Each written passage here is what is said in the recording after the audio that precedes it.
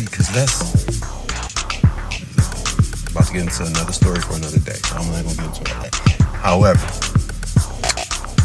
you need to have your sex game up too, bro. You need to have your sex game up too. You need to have your sex game up too. Need to have your sex game up too. So like I say, I did it backwards. I got married, had kids, and I could not, for the life of me, work my purpose like I wanted to. You see, what I had to do was, after I wasn't being a stay-at-home father anymore, once I started working full-time and I was out of the house and my kid's mother was in the house, a horrible wreck. When my kid's mother was in the house, I was out working. See, now I had to worry about bills. I had to worry about before, but here we go with bills. Still my kids. Still gotta have time for the kids. They gotta worry about the wife. Make sure she okay. See, my purpose wasn't even where it should have been, which was high at the very top. And I struggled with the balance of home life and trying to get my purpose because I did it wrong. I did it backwards. I married first instead of being on my purpose in my 20s. See, I had a small understanding of females, how they operate. I did a lot of studying on the female anatomy, which is another subject for another podcast. But I didn't know as much as I thought I knew. Throughout that marriage, I still did more studying on women, female nature, watching what my wife was doing.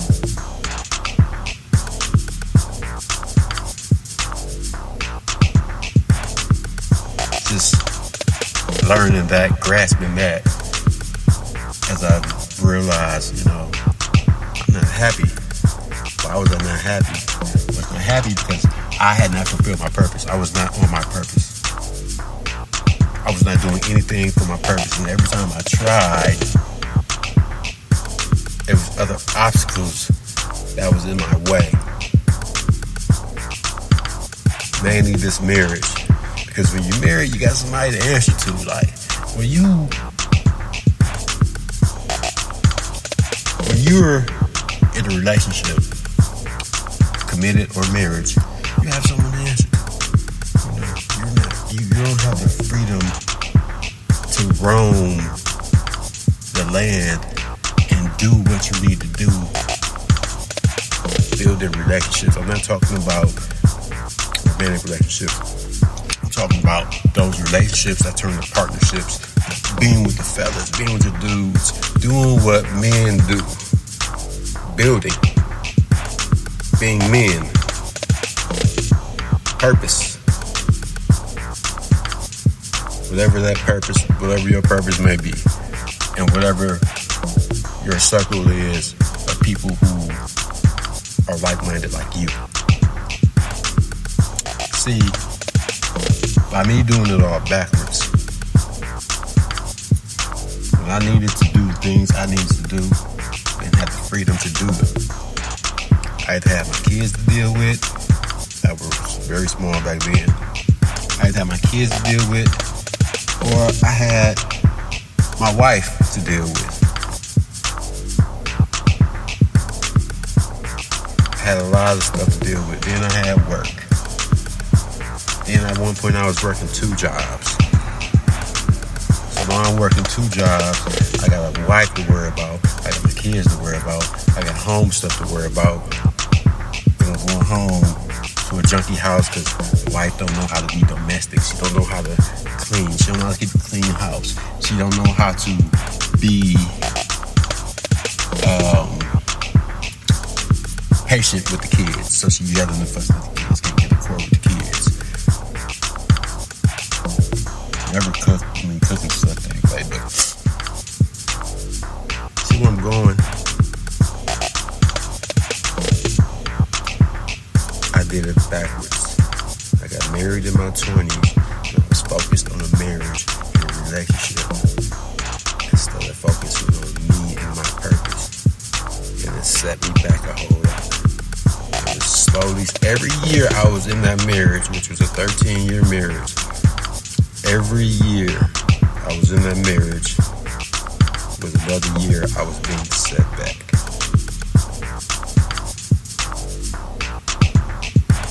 Which was another year I could have been focused on me. Another year I could have been building my purpose. I could have been getting myself established. I could have been getting my credit where it should be. Accumulating everything I need in order to be that provider and protector for the woman that should be in my life. Cause see, when you get married before you are established, when you get married before you work your purpose and get your purpose into play and get your purpose going. When you do it backwards, when you do it backwards, when you do it backwards, it throws everything completely off.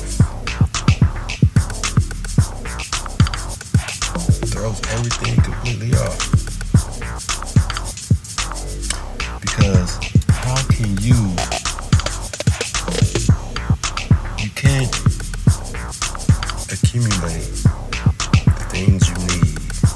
You can't accumulate the resources you need to be a protector and provider if you don't even do your purpose first, if you don't even get established first. So when you get married, you don't got your purpose established. You're not established as a man. You got married because, I'm in love. I feel like I love her. She loves me. Love is what we need. And you get married, you find out it takes more than love. It takes more than love. Because if you're going to be a protector and a provider, you can't be talking about 50-50. A protector and a provider does not have his woman, his wife, going half of the bills. A protector and a provider does not move in with his woman. A protector and a provider does not move in with his woman. I had to say that twice. We said it 3 times. A protector and a provider does not move in with a woman.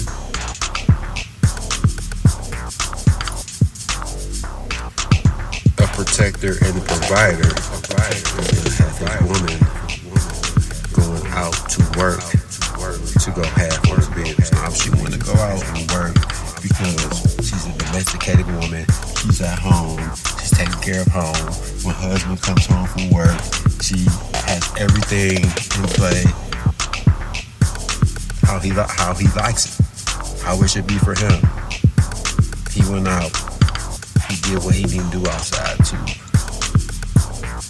keep and accumulate the resources to be the protector as well as the lover and the builder. And the woman, so she's doing everything in home, domesticated. Good sex. Good sex. Good sex. She's cooking, she's cleaning. Good sex. She's taking care of the kids. Both sex goes on both ends. Good sex goes on both ends. That's another story. It's another podcast for another day on the good sex on both ends. But the good sex on both ends.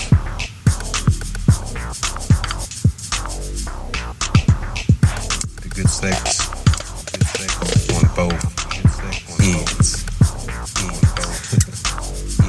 I gotta say that again. The good sex. The good sex on both ends. And if that woman wants to go out and work, it's because she has extra time on her hands. Because let's be real.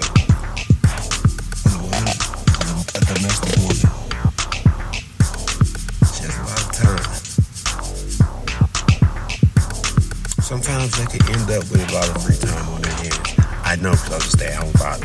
There's a lot of time. I had a lot of free time on my hands. And I learned a lot of different skills because I had free time on my hands.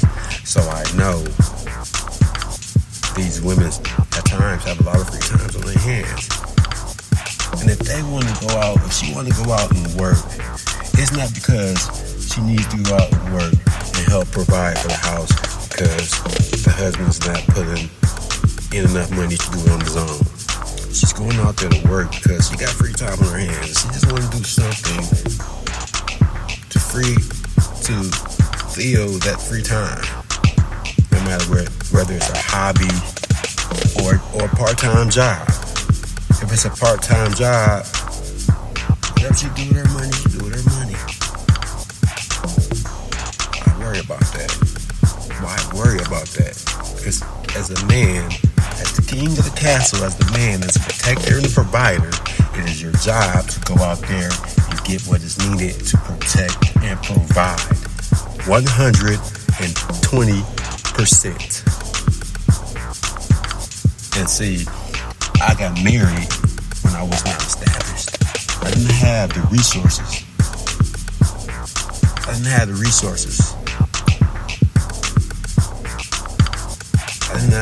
resources. I was not established. So I had no business even being married. I didn't even ask my wife to marry her. I didn't get on one knee. I didn't propose. I didn't come with a ring. It was something that was another story for another day. We'll get into that another day, another podcast. But like I said, I didn't have those resources. Now, as far as being out and about, like my sex game, I never had a hard time with women. I lost my virginity at age 13. And getting girls back then and getting women was never, ever hard for me. Hell, sometimes I got women without saying the motherfucking word. Sometimes women would come and talk to me, or they would send their girl to talk to me, or I would approach them. I had no problem approaching women. So it was never hard. Sex was never hard for me to get.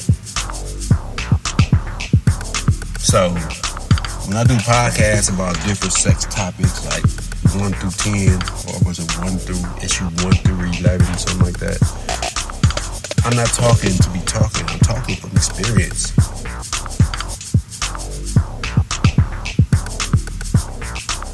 Everything I do, everything I speak on these podcasts, Real Sex Talk 101, I'm speaking from experience.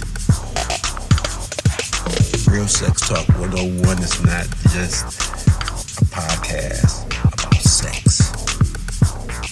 It's not just a podcast about sex.